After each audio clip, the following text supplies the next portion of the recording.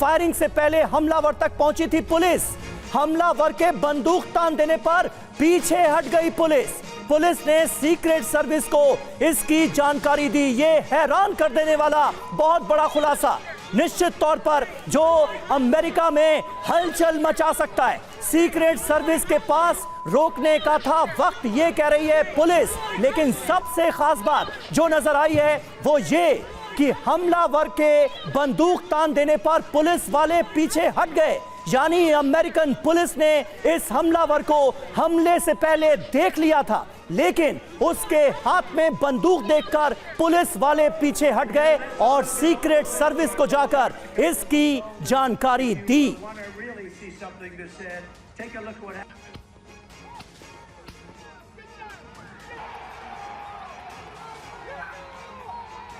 तो हमले की ये वो तस्वीरें हैं जिसने पूरे अमेरिका को हिलाकर रख दिया है। क्या इस हमले के पीछे कोई बड़ी साजिश थी? ये वो सवाल है जो हर किसी के जहन में उठ रहा है। हमारे सहयोगी मनीष झा हमारे साथ मौजूद हैं जो ये एक्सक्लूसिव खबर हम तक लेकर आए हैं। उनसे हम बात करेंगे और आखिर ऐसा भला कैसे हो सकता है कि पुलिस ने हमलावर को देख लिया, उसके बावजूद उसे एलिमिनेट नहीं किया गया। बिल्कुल, ये बहुत ही चौंका देने वाली जानकारी है जो निकलकर डोनाल्ड ट्रंप पर जो हमला हुआ उसको लेकर आ रही है। ट्रंप पर हमला, सीक्रेट सर्विस ने कैसे बड़ी लापरवाही को अंजाम दिया है ये आपको बता रहे हैं। सबसे पहली बात क्या आ रही है निकलकर सामने, गोली चलाने से पहले हमलावर तक पुलिस पहुंची थी। जिस तरह से अभी समीर ने भी आपको बताया, हमलावर मैथ्यू ने पुलिस पर ही बंदूक को तान दिया था। पीछे जो पुलिस है वो पीछे हट गई इसके बाद, और सीक्रेट सर्विस को इसके बाद बताया गया, यानी कि पहले ही समीर रोका जा सकता था हमलावर को।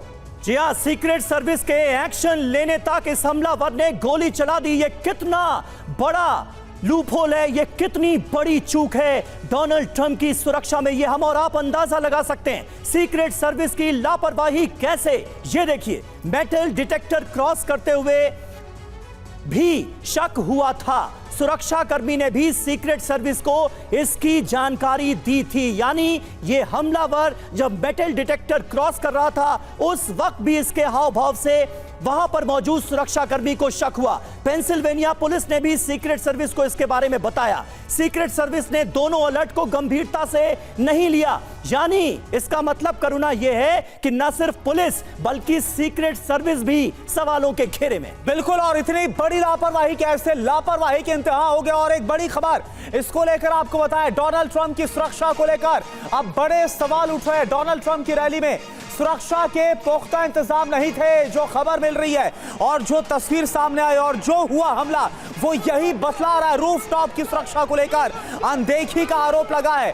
दो पूर्व FBI अधिकारियों का आरोप है, FBI का दावा नहीं मांगी गई थी अतिरिक्त सुरक्षा। लेकिन आप देखिए, सीक्रेट सर्विस के एजेंट्स होने के बावजूद भी कैसे रूफ टॉप तक पहुंच जाता है थॉमस मैथ्यू और वहां से डोनाल्ड ट्रंप पर हमले को अंजाम देता है।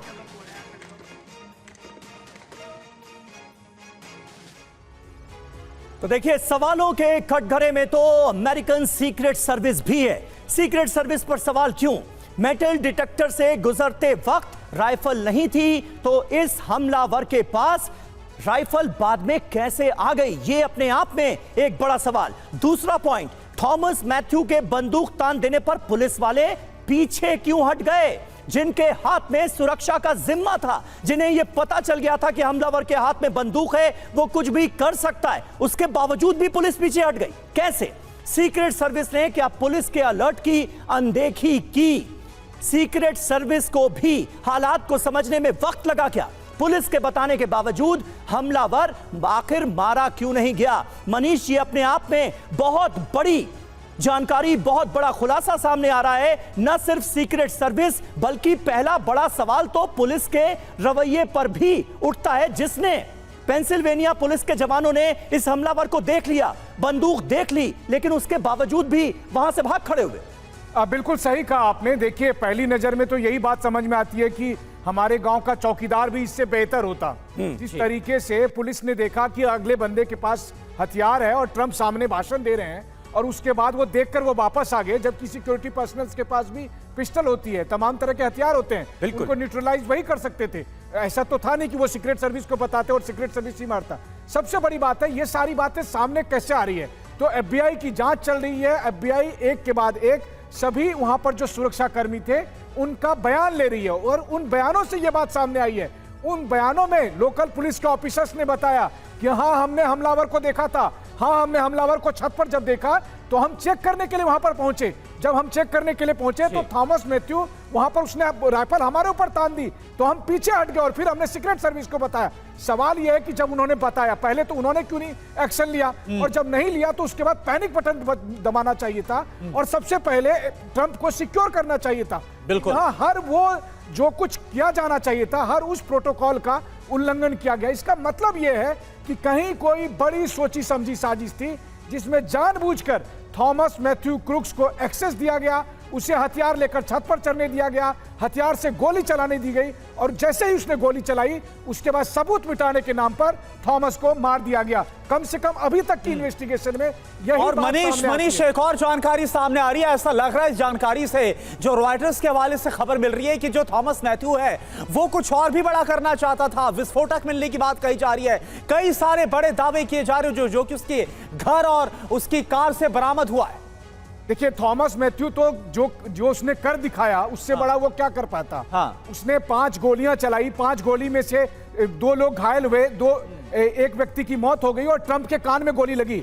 अगर मान लीजिए उसकी किस्मत सही नहीं होती ट्रंप की तो कुछ भी हो सकता था, लेकिन ऐसा लगता है कि उसकी कार में विस्फोटक अगर वो लेकर आया है, क्योंकि देखिए बहुत सारे सवाल हैं कि आखिर थॉमस मैथ्यू के पीछे कौन था। मेटल डिटेक्टर से वो होकर गुजरा और चूंकि उसके पास राइफल थी तो या तो वो राइफल लेकर उसको जाने दिया गया और नहीं अगर राइफल लेकर वो नहीं गया तो वैसी स्थिति में उसको राइफल किसने दी रैली में और फिर वो कैसे छत पर चढ़ गया बिना सीढ़ी के, तो उसको सीढ़ी किसने मुहैया कराई, कैसे उस छत पर पहुंचा। छत पर पहुंचने के बाद पुलिस मिलती है, पुलिस उसको देखती है लेकिन कुछ नहीं करती है, पुलिस वापस हट जाती है। ये सब कुछ एक फिल्मी कहानी सा लगता है। ये तभी हो सकता है जब ऊपर से ऑर्डर हो कि अगले बंदे को नहीं रोकना है जब तक वो गोली ना चला दे। कम से कम अब तक की इन्वेस्टिगेशन में यही बात सामने आ रही है और इसीलिए सीक्रेट सर्विस की भूमिका को लेकर, लोकल पुलिस की भूमिका को लेकर तमाम तरह के सवाल हैं और इसी बात को लेकर अमेरिका ही नहीं पूरी दुनिया में जिस साजिश की तरफ आप इशारा कर रहे हैं, जिसका शक अब सामने आया है इन तमाम खुलासों के बाद,